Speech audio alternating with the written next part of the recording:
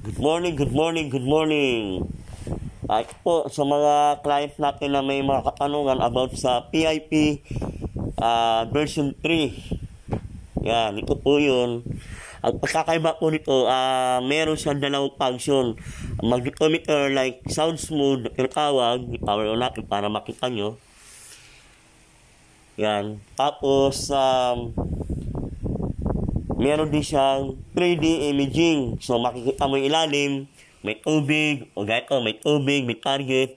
Pero may reading po yan na makikita. Kailangan pumalo siya ng 700 above. Based sa experience na lang po. Na ganun po yung reading na nakakuha sila. Na pumalo ng 700, almost 800 na nga yun. Yung resulta na nakuha nila. Ito po yun. Yan. Bali, may function siya dalawa. 3D imaging. Tapos, meron na rin siyang magnetometer or sound smooth. Ito yung Maria natin. Ang Maria natin, may pinpointer naman. Pwede mo rin siyang gamitin sa pinpointer. At pwede rin ka rin makapag-send sa PC. Yan, pero PC na, direct na yun sa computer mo, laptop mo. So, yan po ang PIP, natin. Medyo mura siya. Kaya, yung mga, kulang sa budget, pwede ka na dito. Kasi karamihan na magaya ko, ako nagsimula lang ako sa mababa na unit. Ano yung mababa? Mga ganito lang, detector, tsaka yung locator. Kung unang nila, yan. Gumagamit nila ko ng Tesla. Ngayon, nag-upgrade tayo, nakatsaba naman tayo ng konti, giveaway lang, galing sa ating client. Yan, nakakabili tayo ng mamahali na. Unlike dati, Kaya, yung mga gumagamit na ng mabababang uri na detector o locator, huwag kayo mawalan ng pag-asa. Kasi wala naman palagi, wala naman porket ginagamit mo na di ka na makakuha. Di naman ganun. Kumbaga, ang swerte, pag tinamaan ka, talaga maganda rin. So, ngayon, kung nakakuha ka na, pwede ka na upgrade. Kasi mas naman talaga yung may pataas na uri na gadget. Kung mga sasakyan, pag na-upgrade na isang sasakyan, mas maganda rin performance. Hindi man siya 100%, pero nadagdagan, kumbaga. Gaya nito. Yan.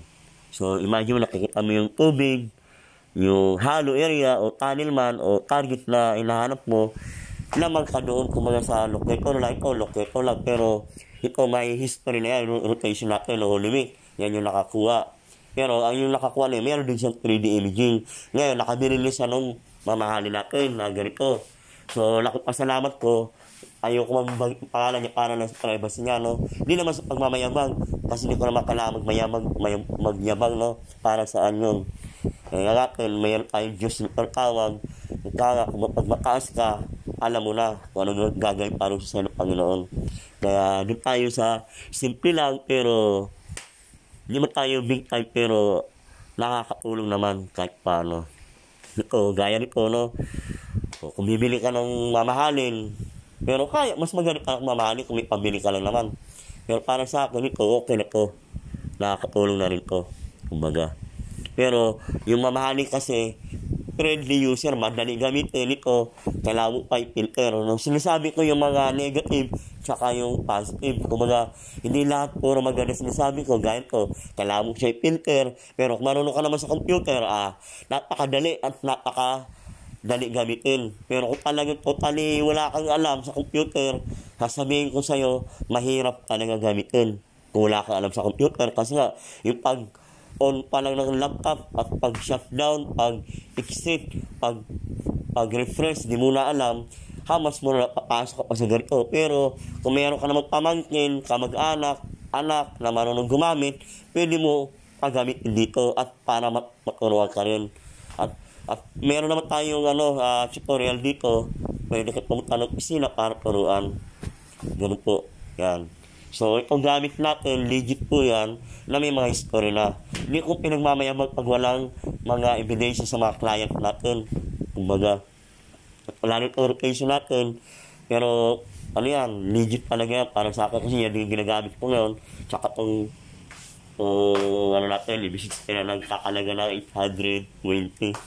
Yan ang personal kong gamit. Pero sa ngayon, nabili yung second hand natin, kaya wala akong second hand ngayon. Puro brand new ko ngayon nandito. Yan po. Yan po ang paliwanag ko sa PIP natin. Yan. Meron kang 3D imaging, meron kang locator. Tapos, meron din tayong, yung tawag na, tawag doon, yung Golden Hunter version 5 Pro. Meron din tayong ganon. Yan dito. Yan. Rotation yan, medyo may kamahalin talaga yan. Halos triple ang tinaas dito sa natin. Yan. Pero hindi rin nagkakalayo yan. Yan.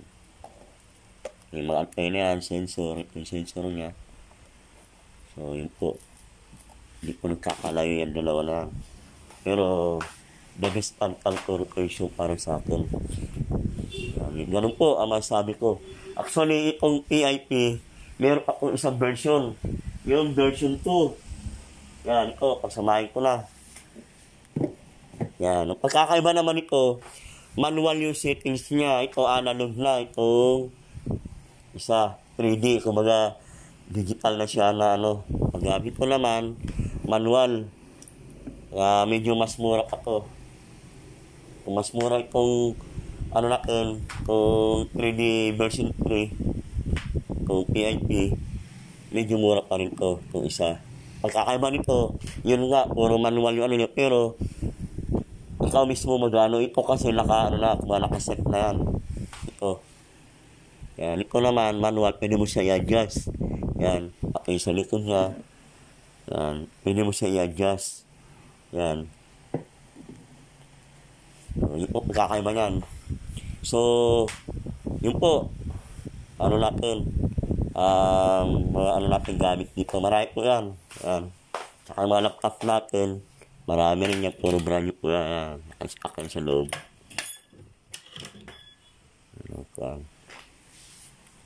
So, hanggang doon lang po tayo. Ang lagi tandaan, sama ng dasal, at tiyaga, at siyempre, ang success hindi po hinintayan, kundi pinagsisikapan, at siyempre pinag-aaralan din paano mapuntahan yung tagumpay. Ang tagumpay po, ang requirements, kailangan sipag, talino, tiyaga, at pasensya para marating mo yun.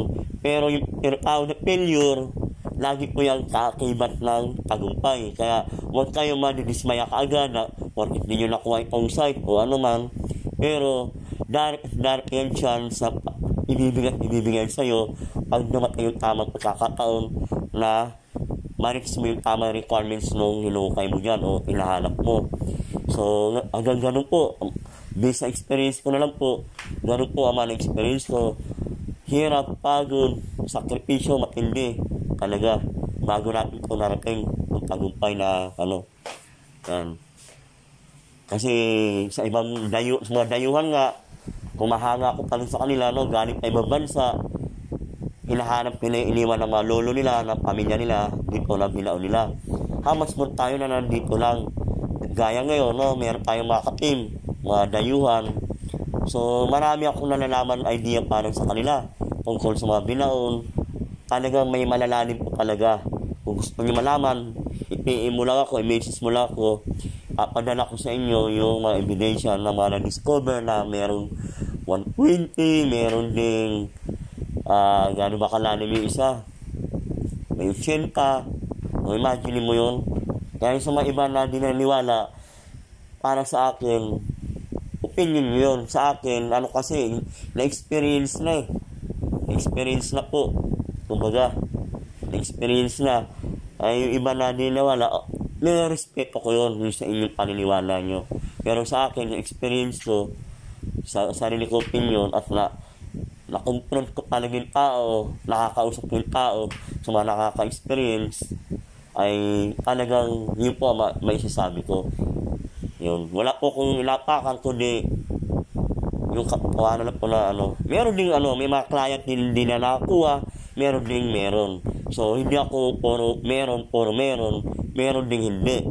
Kaya ang requirements po doon sa hindi nakakuha, aaralin mo rin area, history, pag walang tinamaan na gamit, na maganda.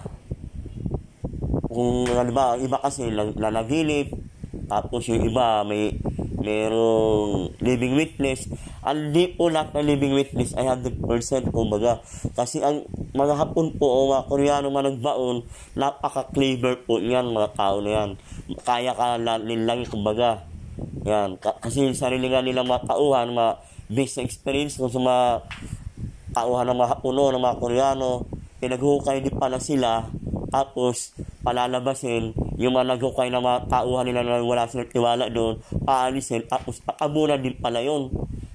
Yun, pagbalik, patabunan doon sa mga hindi nila type na mga tauhan, akala nung mga hindi nila type na tauhan ay nandun na talaga. Yung pala, wala rin pala doon. Sa ibang area din pala tinago. Kaya meron din mga Koreano na dinakuha, unang-una, yung mga maling informasyon at yung mga lolo pala nila noon, hindi type ng mga general, pinaghukay tapos wala din pala doon ilalagay, sa iba pala ilalagay. Based sa mga na-encounter ko ng mga foreigner, ganun pala yung mga history din nila. Akala ko tayong mga Pilipino, ang pinaghukay na ganun, na mga pinaghukay na Hapon, yung pala pati kalahi din nila, ginaganon nila. So, ganun po ang nasagap ko na informasyon doon sa kanila. So, hanggang doon na lang po tayo. Maraming salamat po sa inyo sa pagtiwala, sa mga di naniniwala. Okay lang din po. Basta lagi kong dasal, gabayan kayo palagi Panginoon na maging matagumpay po tayo sa lahat ng mga gawain natin para sa ating pamilya. Kasi lahat ng ito ay para lang po sa pamilya natin, no? Hindi para pang sarili lamang. Kaya, respeto ko kayo lahat diyan na mga nakapanood dito. At maraming salamat po. Mabuhay po kayo. God bless po.